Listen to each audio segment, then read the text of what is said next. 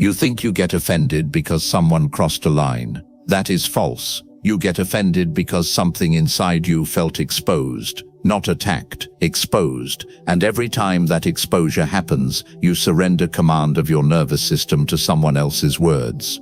They control the reaction. You call it self-respect. That is not strength. It is conditional stability. Offense is not proof of power. It proves something inside you depends on protection. Anything that requires protection can be provoked, and anything that can be provoked can be controlled. This is not modern psychology. The Stoics diagnosed this centuries ago. They understood this. What disturbs a man is never the insult, but the structure inside him that requires defense.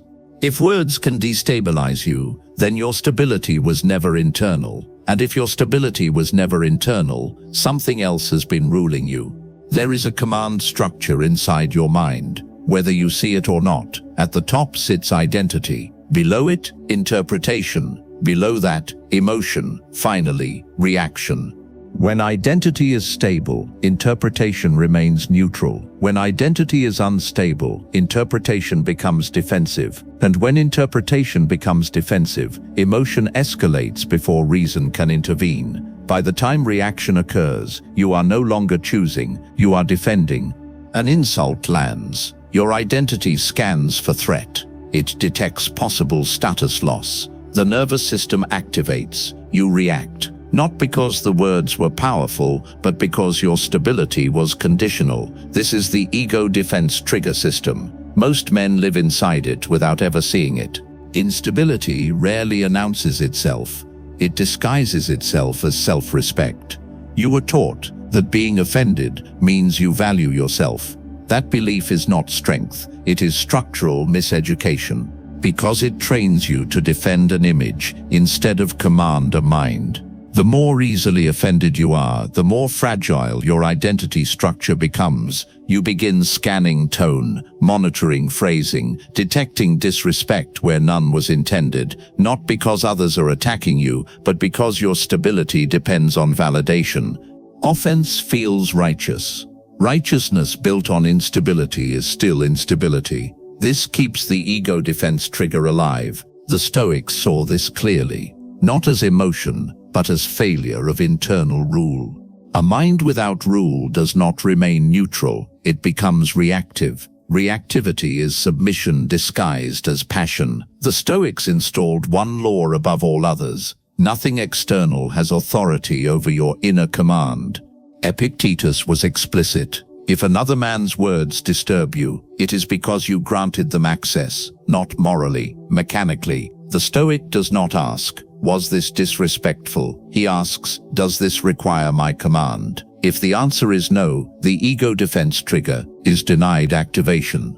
From this, three internal laws emerge. Identity is not reputation. Insults cannot damage what is not defended. Power begins where explanation ends. From here there is a split, not in belief, but in operating systems. One of them is reactive, the other is sovereign. The reactive man defends status. He explains himself. He corrects tone. He escalates to restore ego balance. He calls it self-respect. It is dependency. The sovereign man protects command. He evaluates. He filters. He chooses response based on outcome, not emotion. He does not need respect to remain stable. His stability is not rented from others. One negotiates with perception, the other answers only to principle. If you are easily provoked, you already know which system you are running. Recognition without retraining changes nothing. Insight does not dismantle reflex. Repetition does. Control is not suppression, it is command restoration. When an insult lands, the untrained mind reacts instantly. The trained mind inserts space. That space is not calmness. It is authority. The retraining process is mechanical. Notice the identity flare. Refuse narrative escalation. Decide outcome priority. You are not staying calm. You are denying automatic authorization. Over time, the ego defense trigger weakens. The threshold rises. The reflex loses structural justification. This is where most men fail. They understand the mechanism, but they never retrain the system. The man who needs protection will always be provoked. The man who requires defense will always be triggered. Stoicism is not emotional suppression, it is structural identity stability. When nothing external can authorize your ego defense system, your composure becomes untouchable.